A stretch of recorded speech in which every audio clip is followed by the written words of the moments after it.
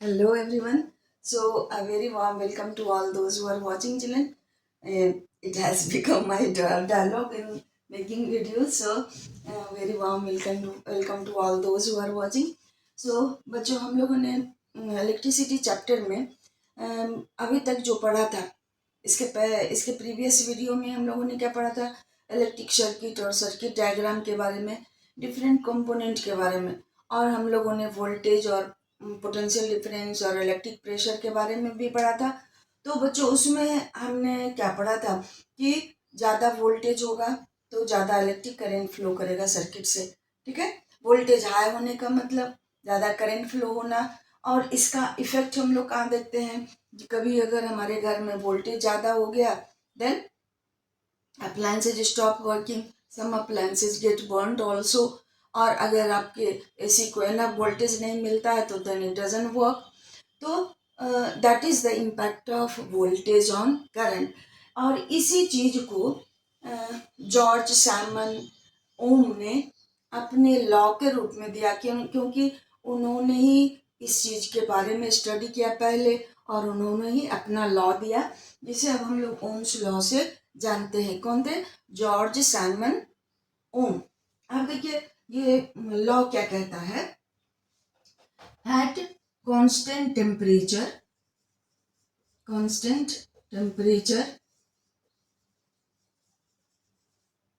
current flowing through a conductor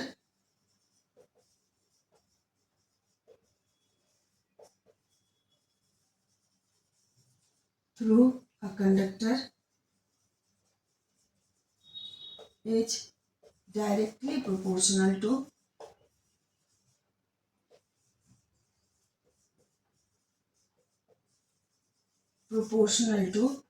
potential difference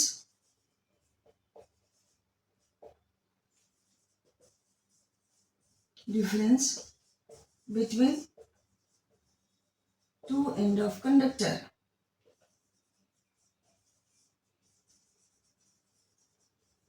तो हम लोग मान लेते हैं कि letter conductor A B, potential difference across the two end of the conductor is V and current flowing is I. Let a conductor AB, potential difference across two ends of this conductor is V और इसे I current flow हो रहा है। Then according to Ohm क्या था कि current flowing through a conductor is directly proportional to potential difference between the two end of the conductor. Then इस law को हम ये फॉर्मूला के रूप में ये हम इस तरह हम लोग लिख सकते हैं लॉ को। Then it can be proportional to I. और चलिए हम लोग क्लास 9 में भी कुछ लॉ पढ़ा था, like Newton's law of gravitation, Newton second law of motion. उसमें भी इस तरह के साइन का यूज था, प्रोपोर्शनलिटी साइन। और जब भी हम लोग प्रोपोर्शनलिटी साइन का यूज करते हैं तो उसको रिप्लेस करके, उसको हटा के क्या करते हैं, एक हम लोग कांस्टेंट का यूज करते हैं। तो यहाँ भी एक कांस्टेंट का हमें यूज करना होगा, क्योंकि प्रोपोर्शनल होने का मतलब है अगर भी बढ़ा तो आई भी बढ़ेगा। लेफ्ट हैंड साइड का क्वांटिटी बढ़ा तो राइट हैंड साइड का क्वांटिटी भी बढ़ेगा। तो इस तरह से ये प्रोपोर्शनलिटी साइन का मतलब हुआ। तो इसे हम लोग क्या करते हैं, B is equal to R दिए कांस्टेंट आई। यही हमारा Ohm's law for showing the relation between potential difference and current है। तो V is equal to R I हो गया, जहाँ की R क्या है, R H constant known as resistance,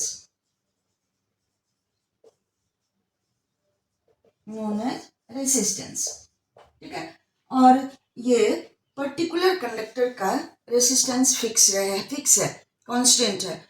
और ये वैरी करेगा conductor to conductor, like silver का रेसिस्टेंस सबसे कम, उससे ज़्यादा कॉपर का, उससे ज़्यादा एल्युमिनियम का, आयरन का उससे ज़्यादा, और भी जो मेटल्स है उन सारे मेटल्स का भी किसी का कम ज़्यादा होगा, बट फिक्स होगा पर्टिकुलर कंडक्टर का रेसिस्टेंस। इसलिए इस कांस्टेंट को हम लोग कहते हैं resistance and it will vary from conductor to conductor. बच्चों, तो अब हम लोग, ये हो गया वोल्टेज, ये I current flowing through the conductor, R हो गया रेसिस्टेंस। अब हम लोग देखते हैं ये आर है क्या और उससे हम क्या समझते हैं।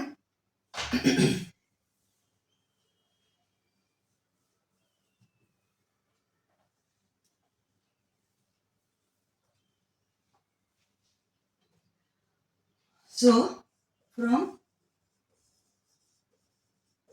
ओम्स लॉ क्या हमें पता है, V is equal to R into I. तो आर का वैल्यू निकालिएगा तो क्या होगा, V by I.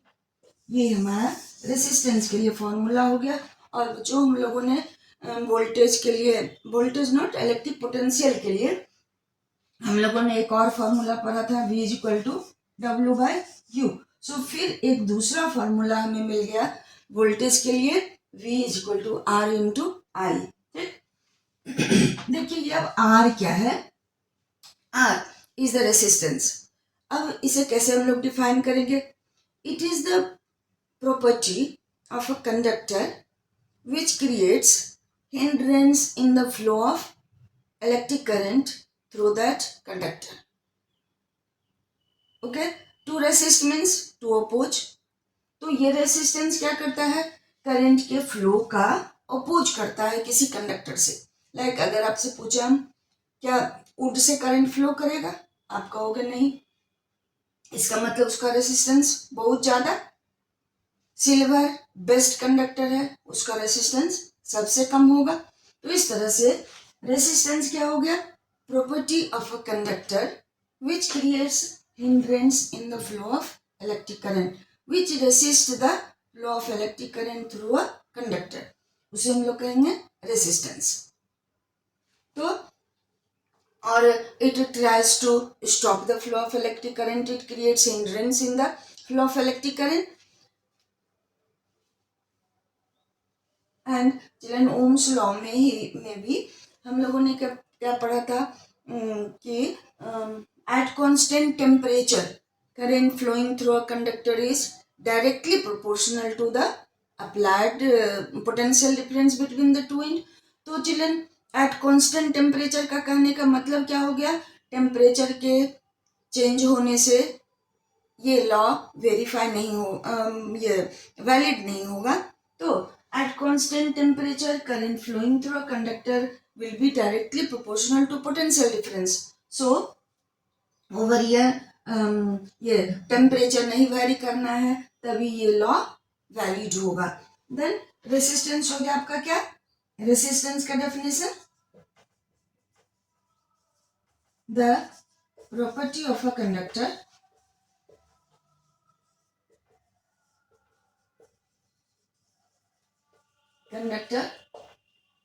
due to which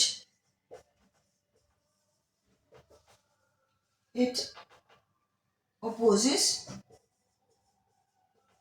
the flow of current through a conductor, which opposes the flow of electric current through a conductor. So that is resistance क्या हो गया, the property of a conductor due to which it opposes the flow of electric current through a conductor which resists the flow of electric current through the conductor which creates hindrance in the flow of electric current through a conductor. तो ये हो गया हमारा resistance. तो children इसका resistance का ये हमारा डेफिनेशन हो गया। अब अगर आप SI यूनिट निकालिए, SI unit of resistance, resistance क्या लिखेगा, V है ये पोटेंशियल डिफरेंस, इसका यूनिट हो जाएगा वोल्ट एंड करंट का एम्पियर। तो SI unit of resistance is equal two volt by ampere. इसको हम लोग क्या लिखेंगे, वोल्ट पर एम्पियर, और इसी को हम लोग कहते हैं ओम, और इसका सिंबल होता है ये जिसे हम लोग पढ़ते हैं ओमेगा, ओम या ओमेगा। तो ऐसा यूनिट ऑफ रेसिस्टेंस हो गया हमारा ओम या ओमेगा। ठीक है, वोल्ट पर एम्पियर और ओम और ओमेगा। तो ये हमारा रेसिस्टेंस का ऐसा यूनिट हो गया। अब इसे हम लोग डिफाइन कैसे करते हैं? ओम 1 ओम रेसिस्टेंस कब होगा किसी कंडक्टर का? लाइक 1 ओम अगर कहते हैं तो क्या लिखिएगा? 1 वोल्ट बाय 1 एम्पियर। तो if 1 ampere current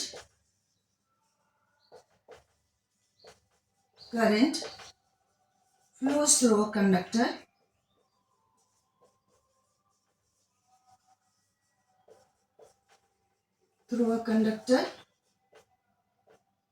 at potential difference 1 volt, then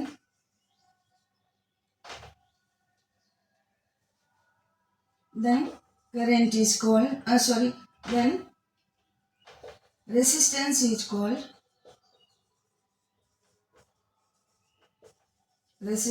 called 1 ohm. Resistance is called 1 ohm. So children, what we did in this video, Ohm's law और उससे फॉर्मूला मिला आपको। उसके बाद हम लोगों ने क्या रेसिस्टेंस को डिफाइन किया? 1 ओम रेसिस्टेंस को डिफाइन किया। अब हम लोग वो वेरिफिकेशन ऑफ ओम्स लॉ पढ़ेंगे। तो ये बच्चों इसका मतलब क्या हो गया ओम्स लॉ से कि किसी कंडक्टर का रेसिस्टेंस हमेशा फिक्स रहेगा, फिक्स है।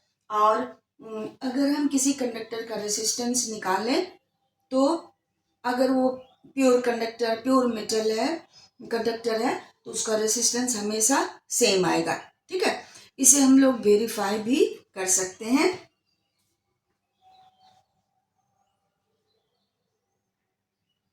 Then I think the video will become little bit more longer.